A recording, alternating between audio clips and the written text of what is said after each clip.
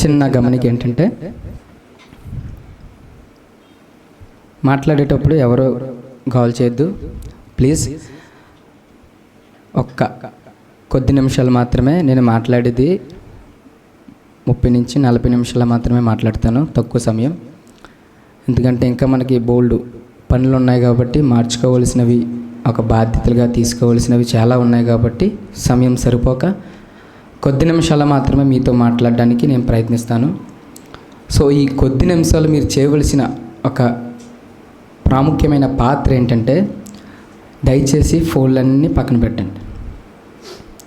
ఒక్క పావు గంట లేదా అరగంట ఎవరు కూడా ఫోన్తో ఉండొద్దు. ఇంకోటి, నేను మాట్లాడేటప్పుడు దయచేసి, నాకు తెలిసి డిస్టర్బెన్స్ అనేది వెనక నుంచి వస్తుంది కాబట్టి ప్లీజ్ దయచేసి చెప్తున్నాను ఏంటంటే, డిస్టర్బెన్స్ని క్రియేట్ చేయకండి. ఒక 40 నిమిషాలు సంఘ పెద్దలు, ఓకే, అందరూ సంఘ పెద్దలు అంటే బ్యాక్ సైడ్ చైర్లో కూర్చున్నారు కదా వాళ్ళు, ఓకే. అటు ఇటు తిరగొద్దు, అటు ఇటు చూడొద్దు. కొద్ది నిమిషాలు నాకు సమయం ఇస్తే మనం దేవుని మాటలు విందాం. కాబట్టి సైలెంట్గా ఉండండి, ఓకే. ఒకరోజు శిష్యులకి ఒక ప్రశ్నలు వచ్చినాయి. శిష్యుల మధ్యలో చాలా ప్రశ్నలు ఉన్నాయి, కానీ అడిగితే యేసుక్రీస్తు ఏమనుకుంటారబ్బా అని చెప్పి కొన్ని ప్రశ్నలు అడగడానికి కూడా వెనకబడేవాడు. ఎక్కువగా శిష్యులు యేసుక్రీస్తు ఎప్పుడైతే ఏకాంతంగా ఉంటారో, యేసుక్రీస్తు ఎప్పుడైతే సింగిల్గా ఉంటారో అప్పుడు అడిగేవారు.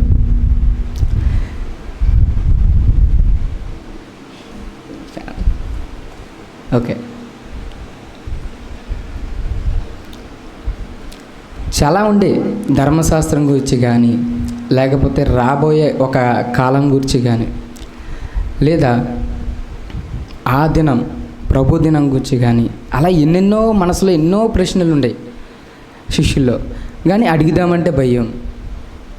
పొరపాటున అడిగారు అనుకోండి, ఆయన తిడేస్తాడు, అల్ప విశ్వాసం చెప్పి చాలాసార్లు తిట్టేశారు బోధల్లో యేసుక్రీస్తు వారు, అల్ప విశ్వాసి అని. సో అలా తిడతారని భయం. పోనీ అందరిలో అడుగుదామంటే జనసమూహం మధ్య శిష్యులు చీప్గా కనిపిస్తారని, ఎప్పుడైతే యేసుక్రీస్తు వారు ఏకాంతంగా ఉంటారో, ఎప్పుడైతే ఆయన సింగిల్గా ఉంటారో ఆ టైంలో అడిగేవారు శిష్యులు. అలాగ అడుగుతూ ఒక ప్రశ్న అడిగారు. ఆ ప్రశ్న ఏంటో చూద్దాం ఒకసారి. మత్తయి సువార్త 24వ అధ్యాయం. మత్తయి సువార్త 24వ అధ్యాయం.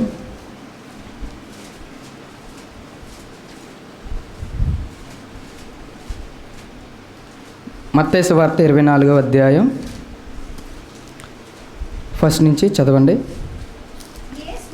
యేసు దేవాలయము నుండి బయలుదేరి వెళ్ళుచుండగా ఆయన శిష్యులు,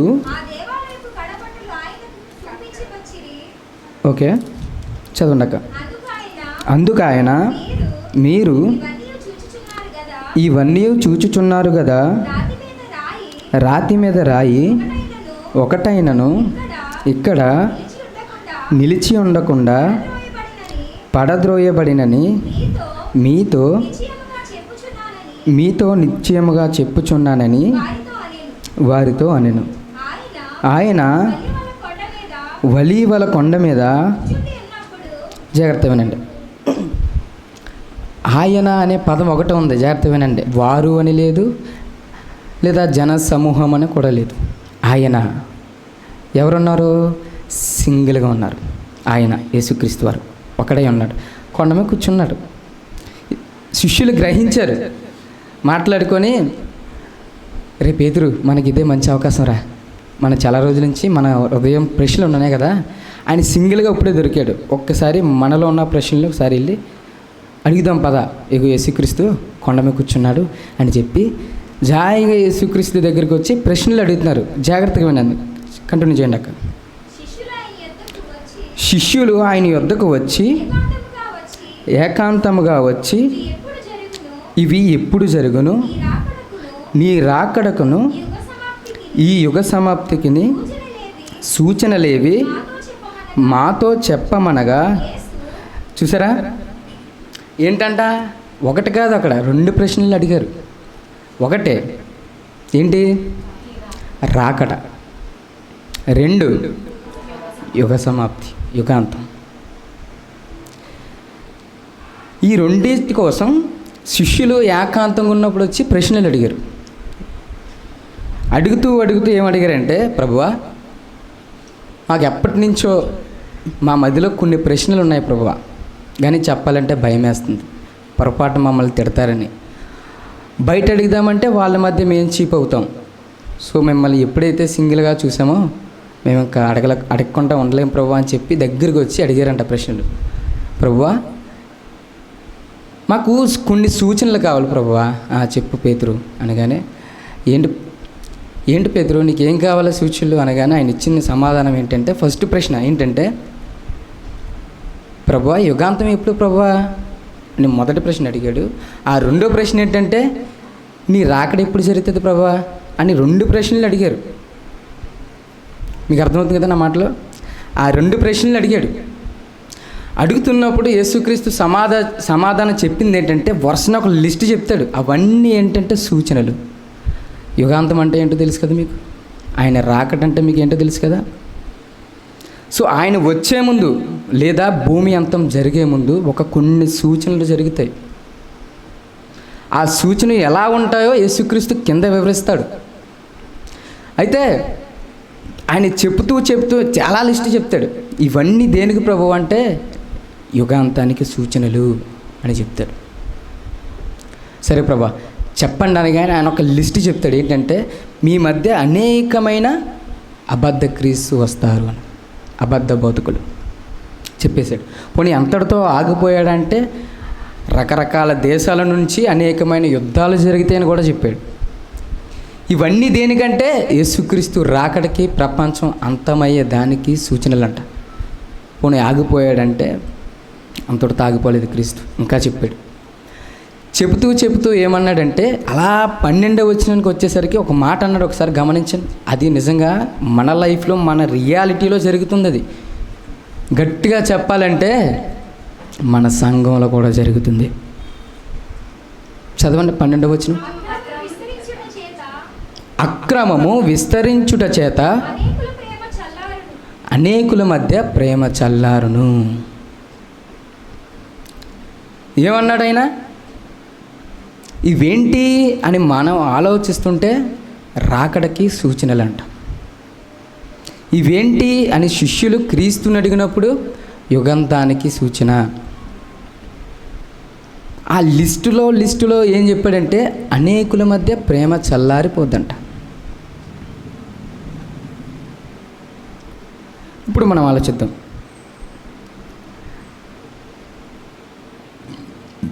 కరోనా టైంలోనండి, ఆ కరోనా మహమ్మారి వచ్చి మొత్తం దేశాన్ని, ప్రపంచాన్ని వణికించి అల్లాకోలం చేస్తున్నప్పుడు భయం. ఎవరి దగ్గరికి వెళ్దామన్నా భయమే. ఎందుకు? పొరపాటున నాలోకి వచ్చేస్తుందేమని. పోనీ వస్తుంది ఏమైనా చేస్తుంది అంటే చంపేస్తుంది. అంత భయం పట్టి పీడిస్తున్న సమయంలో చాలామంది ఏం చేశారంటే, ప్రయాణికులు మధ్యలో ఉండిపోయారు. అప్పుడు స్టక్ చేశారు కదా, మొత్తం వెహికల్స్ అన్నీ చెప్పి మొత్తం ఆఫ్ చేశారు. ఆ టైంలో ప్రయాణికులందరూ ఎవరి మధ్యదారిలో వాళ్ళు ఏ ఊర్లో పడితే ఆ ఊర్లోనే ఉండిపోయారు. అయితే ఆ టైంలో వీళ్ళు ఏం చేశారంటే 2-3 రోజులు ఇంకా ఎవరు డోర్లు తీయట్లేదు, ఎవరు బయటికి రావట్లేదు, ఎవరు బయట తిరగట్లేదు. మరి వీళ్ళకి నివాసం ఎక్కడ ఉంటుంది? మరి వీళ్ళు బయట ఉండిపోయారు కదా. ఒక పక్క నుంచి ఆకలేస్తుంది, అన్నం పెట్టేవారు ఎవరు లేరు. ఇంకో పక్క నుంచి దాహం వేస్తుంది, ఎవరు లేరు. వీళ్ళు పక్కింటికి వెళ్ళి, ఒక న్యూస్లో చూసిన, పక్కింటికి వెళ్ళి, అమ్మ దాహం వేస్తుంది ఇవ్వండి అమ్మ, మేము పై ఊరి నుంచి వచ్చాం, కరోనా అని చెప్పి మొత్తం వెహికల్స్ అన్నీ ఆపేశారు, మేము ఊరెళ్ళని కూడా అవ్వట్లేదు, కొంచెం వాటర్ ఉంటే ఇవ్వండి అమ్మ, 2 రోజుల నుంచి ఏం తెలియలేదు, దాహం వేస్తుందని చెప్పి కుటుంబానికి వెళ్తే డోర్ వేసుకున్నారంట బయటికి రావద్దని. బయటికి రాకుండా డోర్ వేసుకొని మా దగ్గర లేవని చెప్పి తగిలేశారంట. ఎందుకు అలా భయపడ్డారు అంటే, కరోనా వచ్చి వీళ్ళని కూడా చంపేస్తుందని.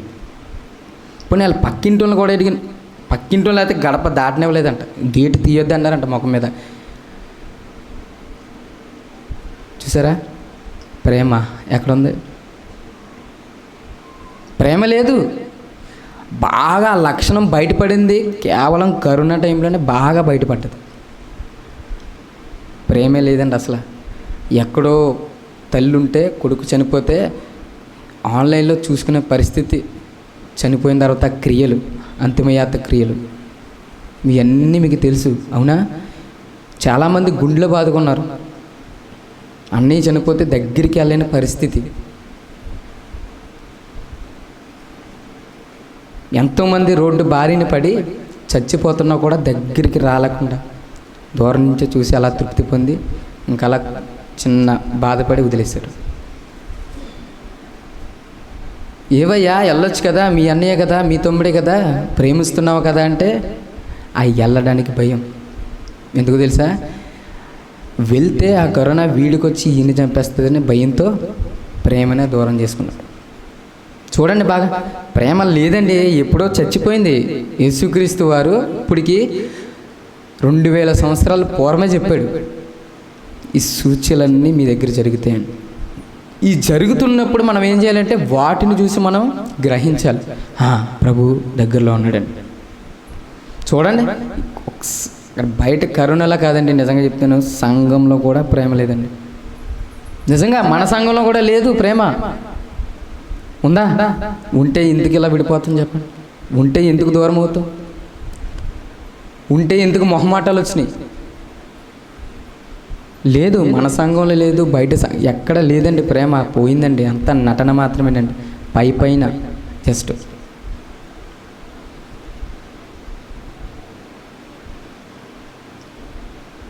నిజమండి, ప్రేమ పోయింది, ఎప్పుడో పోయింది.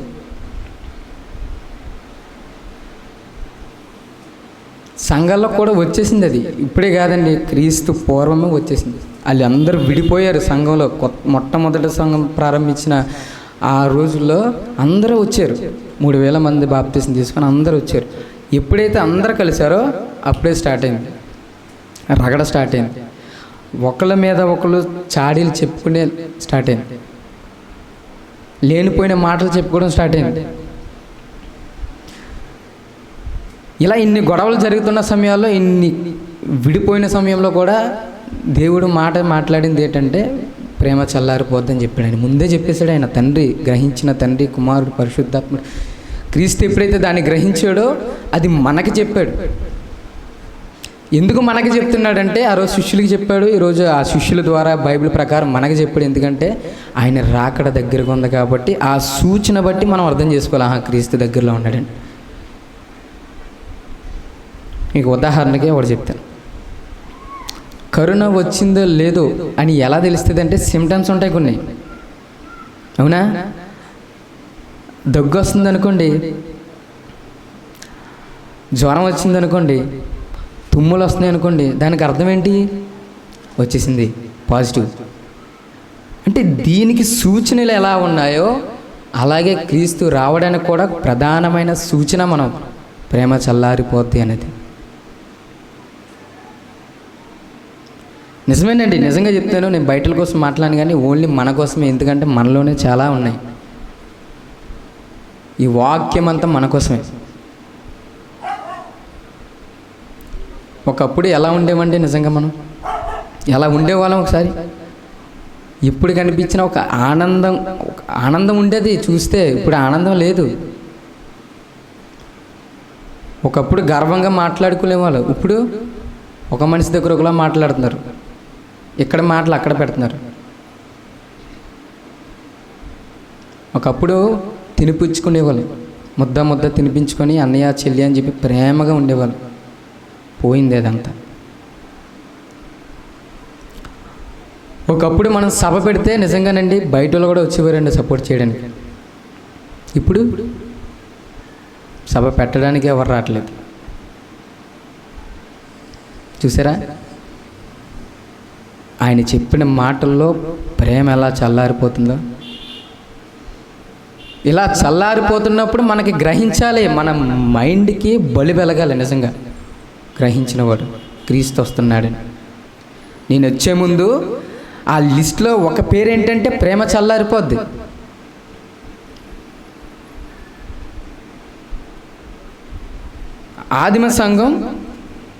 ఆదిమ సంఘంలోనే స్టార్ట్ అయింది ఇది. మన దగ్గర నుంచి కాదు, అక్కడి నుంచి స్టార్ట్ అయ్యి అలా ఇక్కడ వరకు వచ్చింది. విడిపోయారంట, అందరూ చెదిరిపోయారంట.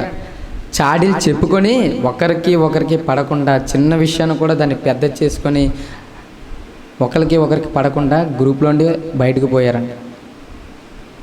మన గ్రూప్లోండి కాదు, అక్కడ సంఘంలో నుండి. సో మన గ్రూప్లోని కూడా పోయారు. బాధపడాలి దానికి, ఇంకా మనం ఏం చేయలేము. చూడండి ఒకసారి కొరింథీయులకు రాసిన పత్రిక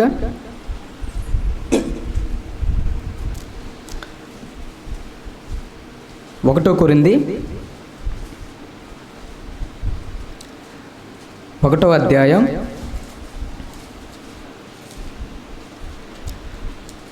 1 కొరింథీయులకు రాసిన పత్రిక, పౌలు గారు రాస్తున్న పత్రిక 1వ అధ్యాయం 10వ వచనం నుంచి. సహోదరులారా, మీరందరూ ఏకభావంతో మాట్లాడవలననియు మీలో కక్షలు లేక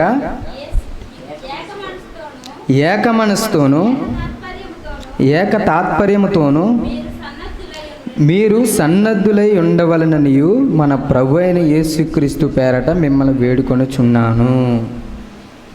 ఎవరికి రాస్తున్నారంటే, కొరియల్లో ఒక సంఘం ఉంది, కొరింథీ అనే పట్టణంలో.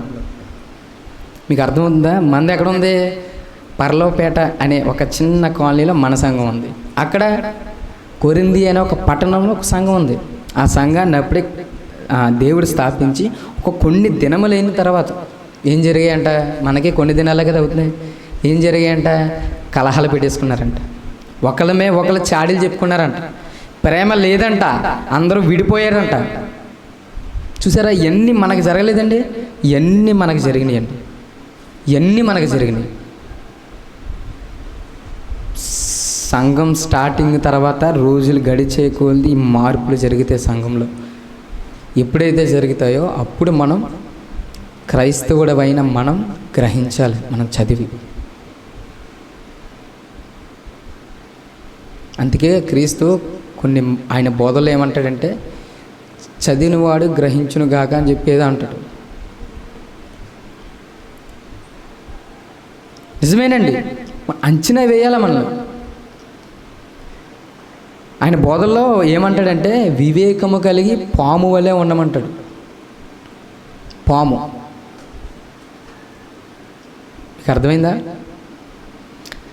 నిష్కపటంగా పావురు వలె ఉండమంటాడు, వివేకము కలిగి పాము వలె ఉండమంటాడు. ఎందుకు దేవుడు పాముతో పోల్చాడు? ఎందుకు పోల్చాడు పాముతో? మా కాలనీలో ఒక సంఘటన జరిగింది.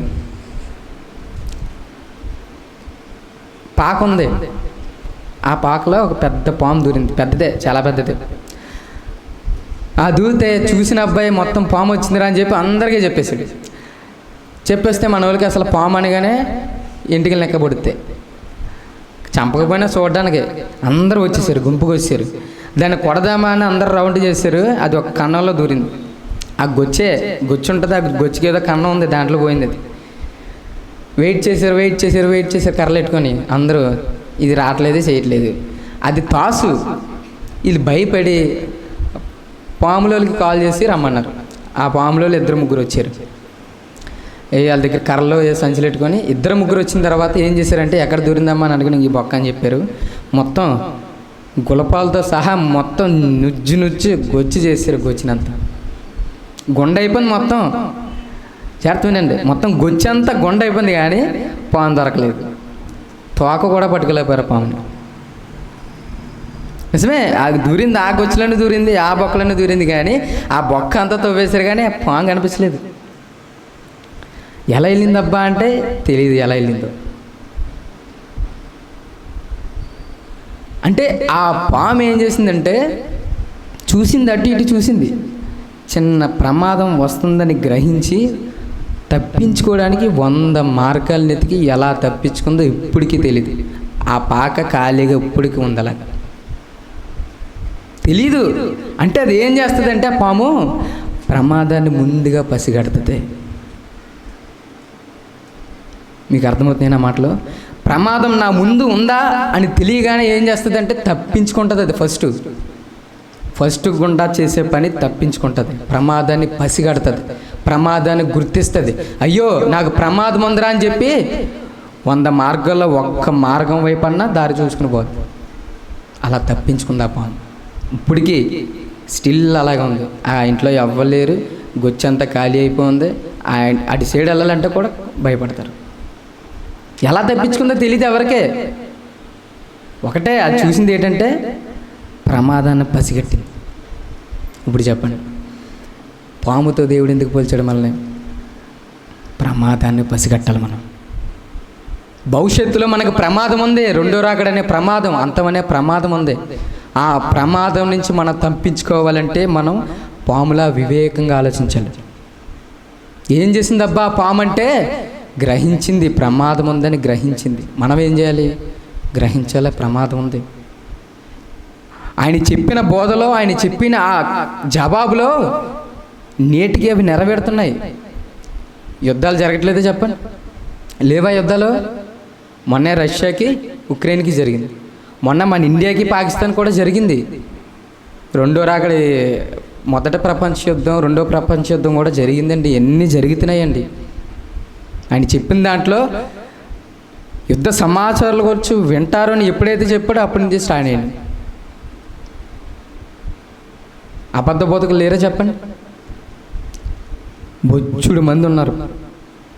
బొచ్చుడు పేర్లు చెప్పకూడదు, లేకపోతే బాగోదు, చెప్పేద్ది. లేకపోతే నిజమేనండి, అందరూ స్వస్థత అనే పేరు పెట్టుకొని డబ్బులు గుంజేస్తున్నారు తప్ప నిజమైన స్వస్థత లేదు. ఎప్పుడూ ఆగిపోయినాయి ఆ స్వస్థతలన్నీ. బొచ్చుడండి నిజంగాను. దేవుని పేరట వ్యాపారం చేస్తున్నారు, కోట్లు సంపాదిస్తున్నారు. సిరికి దేవుడికి దాసుడు కాదు, అవుతే దేవుడు దాసుడు అవ్వాలా, లేకపోతే సిరికి దాసుడు అవ్వాలి. ఈ రోజుల్లో ఏం చేస్తున్నారు? దేవుడిని నమ్ముకుంటూనే సిరికి దాసులు అవుతున్నారు కదా. యేసుక్రీస్తు చెప్పిన మాటలు ఏంటి? సిరికి లేదా దేవుడికి దాసుడు ఒకడే ఉండాలి, రెండింటికి దాసుడు అవ్వడానికి వీల్లేదు. అవసరమైతే డబ్బునన్న దూరం పెట్టాలి తప్ప యేసుక్రీస్తుని తగిలించుకొని డబ్బును జోబులోకి లాక్కోవడం కాదు. లేవా? బోల్డ్ బిల్డింగులు కడేశారు సంపాదించి, క్రీస్తు పేరు చెప్పుకొని. చాలా ఉన్నాయి. నా పేరట అనేకులు వచ్చి, చాలామంది అండి బాబు, కుప్పల బొచ్చుడు. యుద్ధాలు జరుగుతున్నాయి, ప్రేమ చల్లారిపోయింది, అబద్ధ బోధకులు వస్తారు. ఇవన్నీ జరిగినాయండి. ఇవన్నీ జరిగినప్పుడే మనం గ్రహించాలండి. గ్రహించిన తర్వాతే మనం సిద్ధపడాలండి. ఒకసారి మళ్ళీ చదవండి. 1 కొరింథీ పౌలు గారు ఏం చెప్తున్నారు? సంఘంలో ఉన్న సభ్యులకి, సహోదరులారా, మీరందరూ ఏకభావముతో మాట్లాడవలెననియు, మీలో కక్షలు లేక ఏక మనసుతోనూ ఏక తాత్పర్యముతోనూ మీరు సన్నుద్ధులై ఉండవలెననియు మన ప్రభువు అయిన యేసుక్రీస్తు పేరట మిమ్మల్ని వేడుకొనుచున్నాను. పౌలు గారు గ్రహించేశారండి నిజంగా. సంఘంలో నా సిచ్యువేషన్ చూశాడు, ఆ బయట ఉన్న పరిస్థితులన్నీ చూశాడు. ఆయనకి అర్థమైపోయింది. అర్థమయిన తర్వాత మిగతా వాళ్ళకి చెప్తూ ఏమంటున్నాడంటే, చెప్తున్నాడు, కలిసి ఉండండి, మీరు విడిపోవద్దని చెప్తున్నాడు. కక్షలుంటే అన్నీ వదిలేయండి అని చెప్తున్నాడు.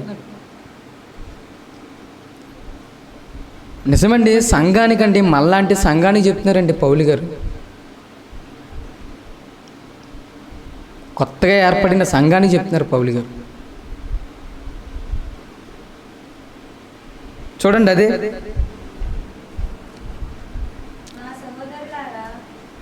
అపోస్తుల కార్యాలు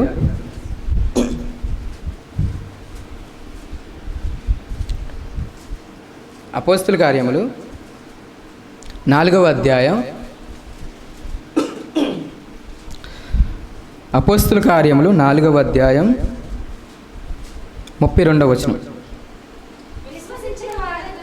విశ్వసించిన వారందరూ ఏకహృదయముతోనూ ఏకాత్మ గలవారై యుండిరి. ఎవడును తనకు కలిగిన వాటిలో ఏదియో తనది అనుకోలేదంట. ఓకే, మీకు ఇక్కడ ఏమైంది అర్థం అంటే విశ్వసించిన వారందరూ, మీరు ఎవరండి విశ్వసించారు కదా క్రీస్తుని, ఆ విశ్వసించిన వారందరూ ఏం చేశారంట? ఏకాత్మయే, ఇంకోటి చదవండి, ఏక మనసు కలిగి ఏకాత్మతో ఉన్నారంట, ఏకహృదయం. ఇప్పుడు చెప్పండి, నిజంగా మనందరిది ఒక ఏక అభిప్రాయం ఉందా? పోనీ ఏక మనసు ఉందా? పోనీ ఒకటి ఆలోచన అందరికీ నచ్చుతుందా? లేదు.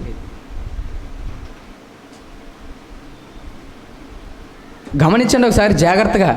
ఇవన్నీ ఎప్పుడైతే జరుగుతున్నాయో మనం సిద్ధపడిపోవాలి, ఎందుకంటే ప్రమాదం ముందులో ఉంది. మీరు కానీ పరిస్థితులు తెలిసినప్పుడు లేదా చూసినప్పుడు మీరు పొరపాటున నిర్లక్ష్యం చేశారనుకోండి, పాతాళానికి జారిపోతారండి. నిజంగా ఎవ్వడు, ఆఖరికి క్రీస్తు కూడా కాపాడలేడు. సృజించిన క్రీస్తే కాపాడలేడు, ఎందుకంటే ఆయన ఆల్రెడీ అవకాశం ఇచ్చాడు భూమి మీద ఉన్నంత వరకు మారమని, భూమి మీద ఉన్నంత వరకు కలిసి ఉండమని, భూమి మీద ఉన్నంత వరకు ఒకే మనసు కలిగి ఉండాలని ఆయన అవకాశం ఇచ్చాడు.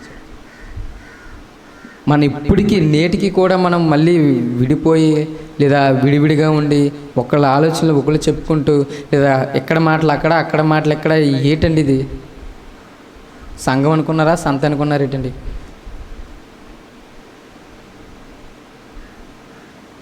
నాకు తెలుసండి, నేను చెప్తున్నాను, నిర్మోహమాటంగా చెప్పేస్తున్నానండి. ఇలాగా కానీ ఉంటే కన్ఫామ్గా మొదట పరలోకం కాకుండా నరకానికి పోయేది మనమే ఉంటాం, పిఓసి టీమే ఉంటాం, ఇంకెవ్వరు ఉండరు. మీకు అర్థమైందో లేదు? ఎందుకో చెప్పనా, ఆ బయట వాళ్ళ పరిస్థితులు మనకు తెలియవు, తెలిసినా చెప్పేవాళ్ళు లేరు కాబట్టి, పొరపాటున వాళ్ళు చనిపోయినా చెప్పడానికి ఎవరు లేరు కాబట్టి వాళ్ళకి అవకాశం ఉంది, ఎందుకంటే చెప్పేవాళ్ళు లేరు కాబట్టి. మనకి నేను చెప్తాను, అన్నయ్య చెప్తాడు, శివాన్ని చెప్తాడు, ఇంకా మన వాళ్ళు అందరూ చెప్తారు. సో మనకు వినేసాం, మాట వినేసిన తర్వాత మనకు ఛాన్స్ లేదు. సో మనకు అవకాశం లేదు, ఒకటే అందరూ కలుసుకోవాలంతే. అందరూ సహవాసం కలిగి తండ్రి, కుమారుడు, పరిశుద్ధాత్ములు ముగ్గురు ఎలా అయితే కలిసి ఉన్నారో అలాగే ఉండాలి.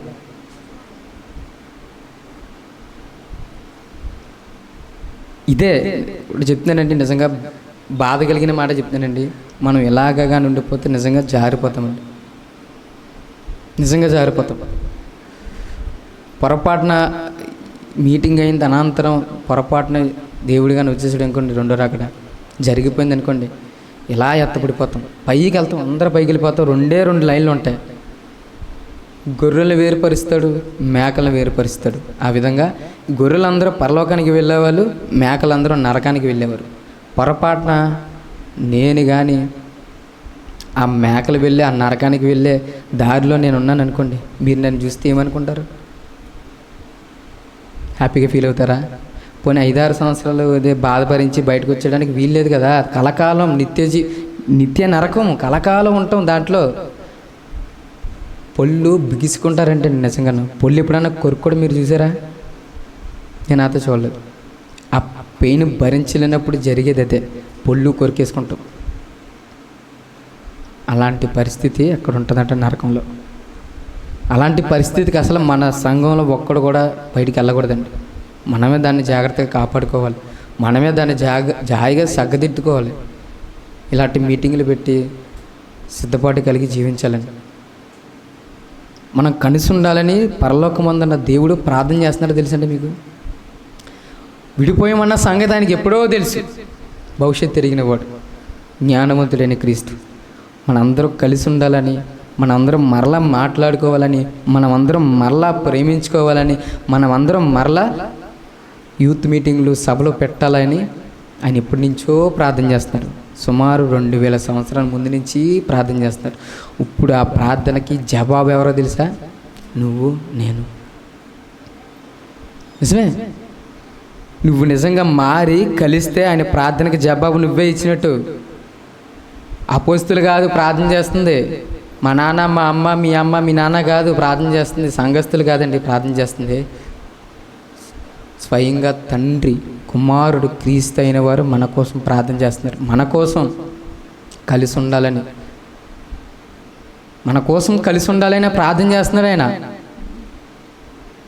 బాధ కలిగింది దానికి. సొంత కుమారులు విడిపోయి కొట్టుకుంటే బాధ కలిగితే చెప్పండి కన్న తండ్రికి? ఆయనకి అదే బాధ కలిగిందండి. ఇప్పుడు ఆయన మనసుని సంతోష పెట్టాలన్నా మన చేతిలోనే ఉంది, బాధ పెట్టాలన్నా కూడా మన చేతిలోనే ఉంది. నువ్వు సంతోష పెట్టే కుమారుడిగా ఉంటావా లేకపోతే బాధ పెట్టే కుమారుడిగా ఉంటావా, అది నీ ఇష్టం. నిజంగానండి మన కోసం ప్రార్థన చేస్తున్నాడు ఆయన. మీరు నమ్మరు, ఒకసారి తీయండి ఒకసారి. యోహాను సువార్త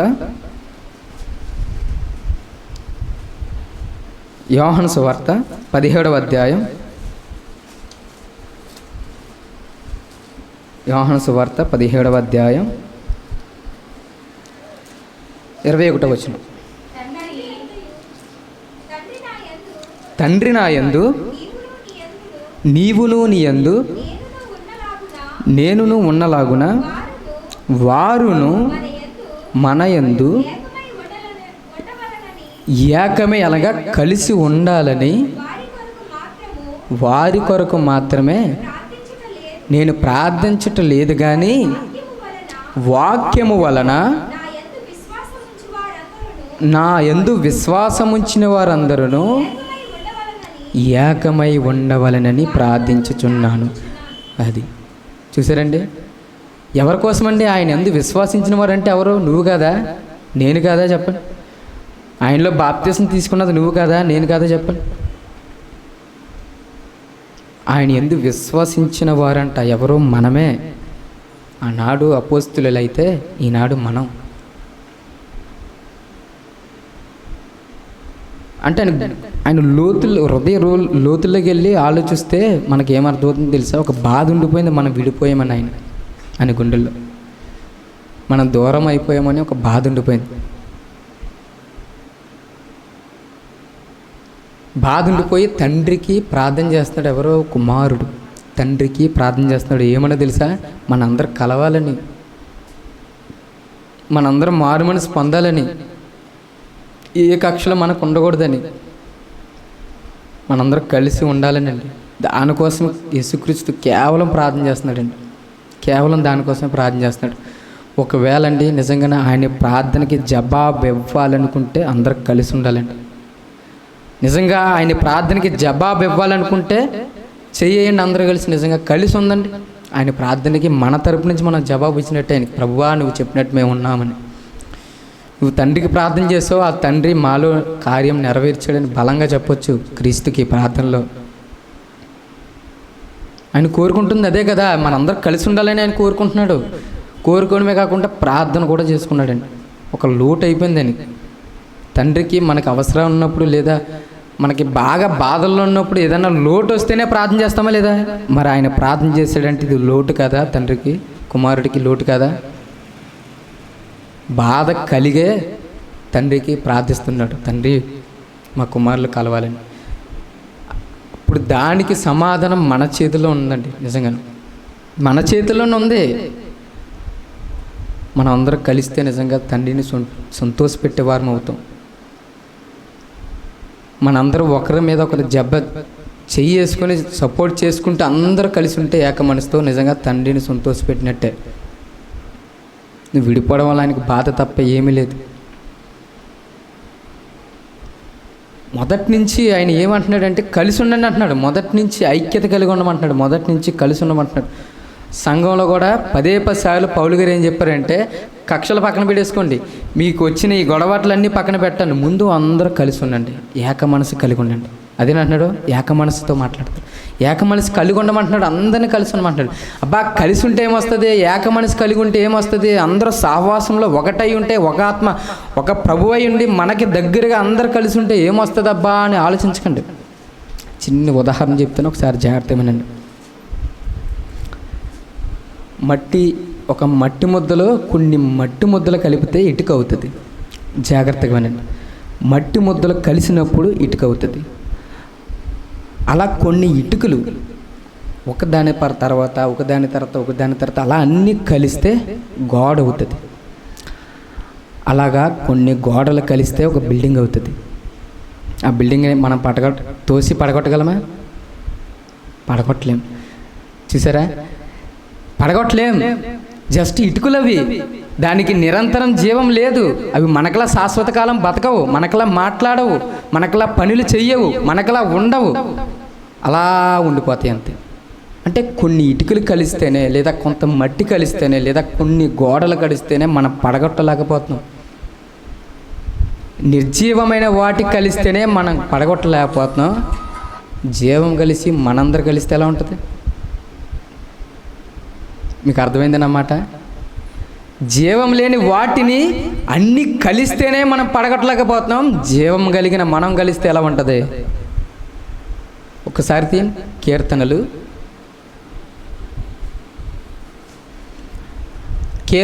133వ అధ్యాయం.